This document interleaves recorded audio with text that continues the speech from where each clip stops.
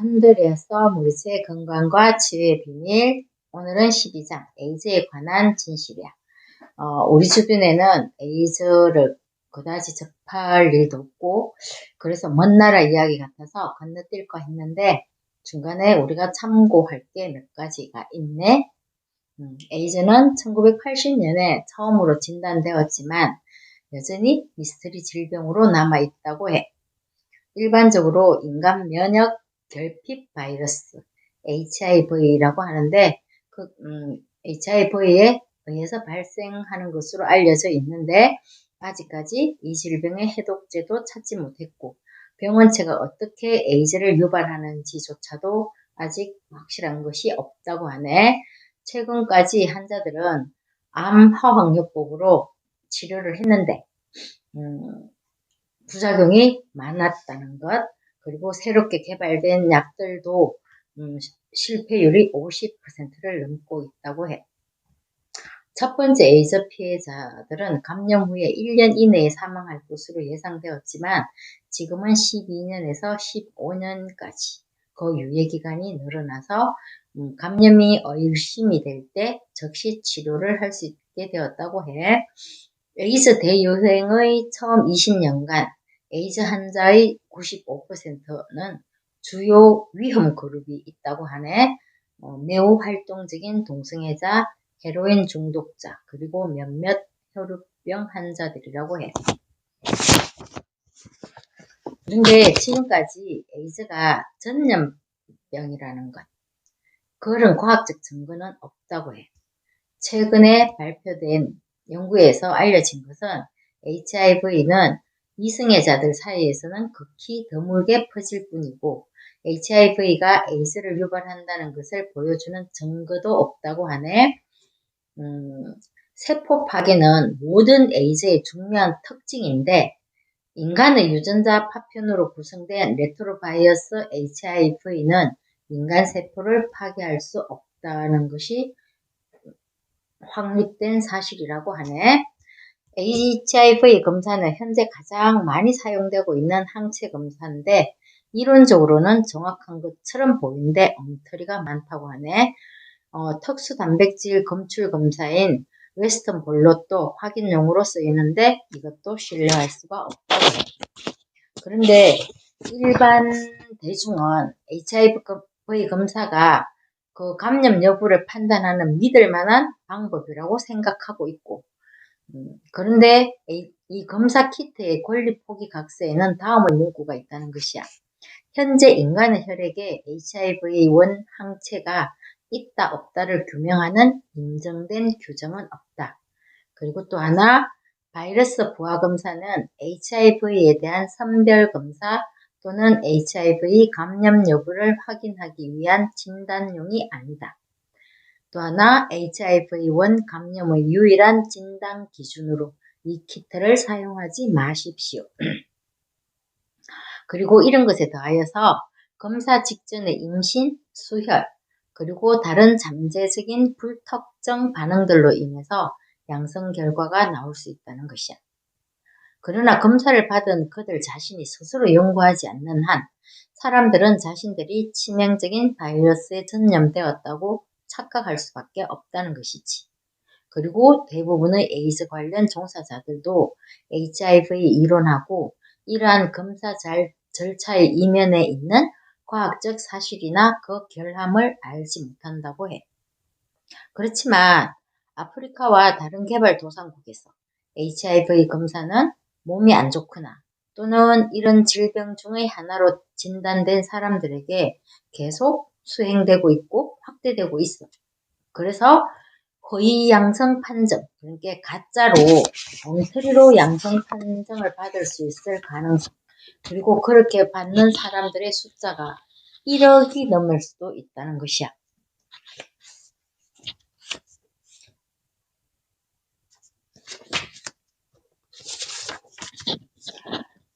계속해서 제기되는 의문과 연구들에 의하면 에이즈가 바이러스에 의해서 야기될 수 없다는 것이야. 그리고 자가면역 결핍 증후군은 바이러스의 존재 없이도 발생할 수 있다는 것이지. 1983년에 에이즈 환자의 혈액을 침팬지에 주입했을 때 모두 HIV 양성 반응을 보였는데 10년이 지난 후에 검사했을 때 이 중에 어떤 침팬지도 질병의 징후를 보이지 않았다고 해. 그리고 또 다른 연구는 1984년에 150마리 이상의 침팬지들한테 정제한 고농축 HIV를 주사로 맞췄는데 이 질병의 증상은 나타나지 않았다는 것이지. 우리가 알고 있는 에이즈의 시작 이후에 의료 종사자와 혈우병 환자를 포함해서 수천 명이 우연히 HIV에 감염이 되었지만 그 중에 아주 적은 숫자의 사람들에게서만 에이즈가 발생했다는 것. 그리고 에이즈가 발병한 보건 종사자들 중에서 약 90%는 에이즈 환자들의 주요 위험 집단인 동성애자와 정맥주사 약물 사용자들에 속했다는 것이야. 그리고 지금까지 HIV 감염만으로 에이즈에 걸린 사람이나 동물은 단 하나도 없다라고 잘라서 말하네. 그래서 정밀 조사 중인 연구가 있는데 위험 범죄에 속한 사람들, 아까 얘기했지만 매우 활동적인 동성애자, 헤로인 중독자, 중요한 질병의 병력이 있는 환자. 그래서 뭔가 하면 에이즈는 이미 HIV 이외의 원인으로 면역력이 손상된 사람에게서만 발병한다는 것으로 보인다는 것이야. 1990년대의 공식 통계는 전체 에이즈 피해자의 90%가 남성이고 부유한 나라에 살고 있는 에이즈 피해자의 95%가 위험 범주 가운데 하나 이상에 속한다는 것을 보여준다는 것이야. 그런데 대부분의 과학자들은 면역 억제 효과를 제거하기보다는 바이러스 자체를 파괴하는 데 초점을 두고 있다는 것이야. 그리고 통계 오류의 무덤을 이야기하는데 1885년에 HIV 검사가 시작된 이후에 미국에서만 100만 명의 HIV 감염자가 꾸준히 발생하고 있고 그리고 1993년까지 에이즈 진단을 받은 사람은 3분의 1도 안 되고 그리고 세계보건기구가 발표한 통계에 따르면 1995년도에 에이즈는 25%나 급증해서 130만 명에 달했다고 말하는 것이야.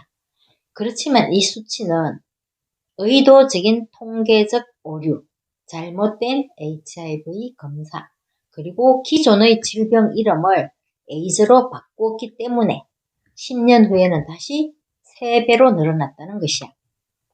치솟는 에이즈 전염병은 결함이 있는 과학, 신뢰할 수 없는 에이즈 검사, 그리고 제3세계에 대한 어떤 이권에 대해서 온 힘을 쏟는 제약산업이 만들어낸 대량 기만이라고 말하고 있어.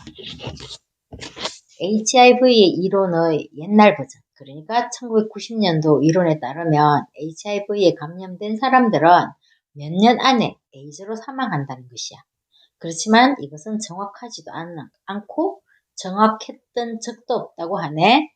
그리고 HIV를 발견한 과학자도 인정하기를 HIV는 에이즈를 일으킬 수 없다고 했다는 것이야. 새로운 증거들이 나타났는데 HIV는 이승애자들에게는 거의 전염되지 않는다는 것. 그리고 감염된 임신부는 태아에게 다시 감염시킬 확률이 50%.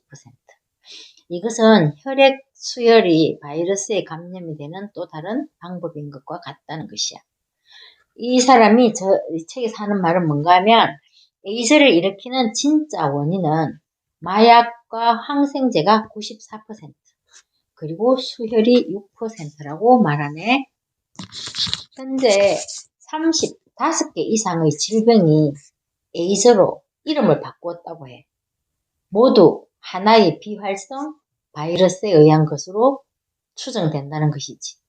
뭔가 하면 10년이나 15년 전까지만 해도 일반적인 폐렴으로 여겼는데 HIV와 관련이 되어 있다. 이러면 이제는 에이즈라고 말한다는 것이야. 예를 들면 칸디다증, 결핵, 가포시 6종, 자궁경부암도 마찬가지로.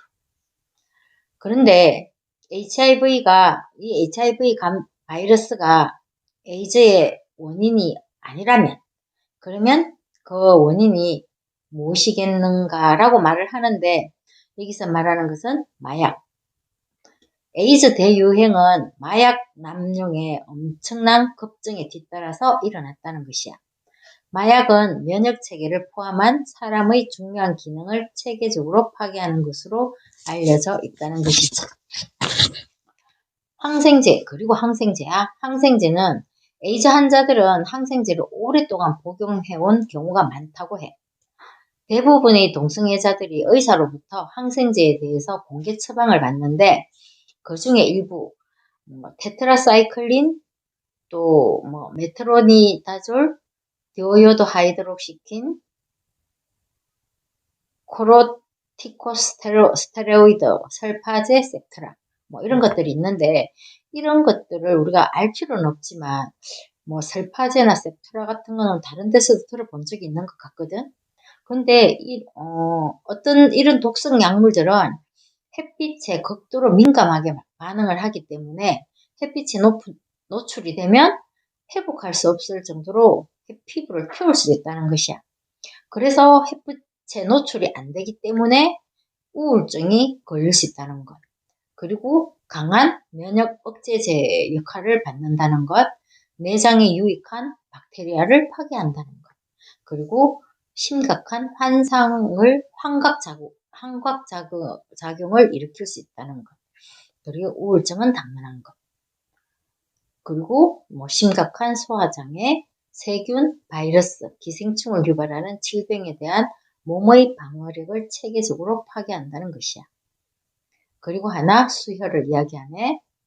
마약과 항생제는 선진국인 미국의 에이즈 환자의 94%를 야기한다고 해. 나머지 6%의 절반 이상이 수혈을 통해서 에이즈에 감염되었고, 이것이 일반 대중들에게 HIV가 원인인 것처럼 보인다는 것이야. 그렇지만 수혈자의 절반 이상이 수혈 후에 1년 안에 사망하는 것으로 나타났는데, 수혈 실패에 대한 위험 그룹이 있다는 것이지.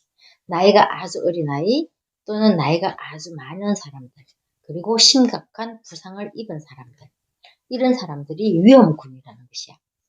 이런 사람들은 마취만으로도 면역 억제제 작용을 하게 되고, 수술 후 감염 미생물을 막기 위해서 투여하는 항생제도 마찬가지라는 것이야.